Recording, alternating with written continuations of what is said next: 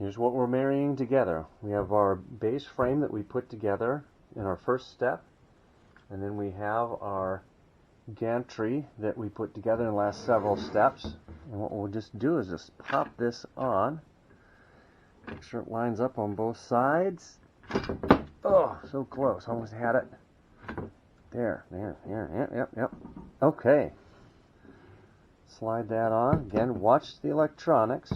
You don't want to destroy those. Those will get mounted one of these steps, hopefully. And there.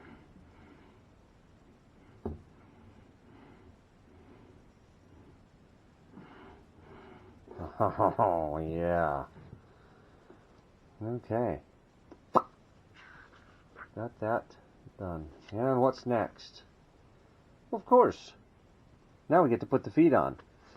And the reason we put the feet on after we put the gantry on is if the feet were in place, we wouldn't have been able to slide that on.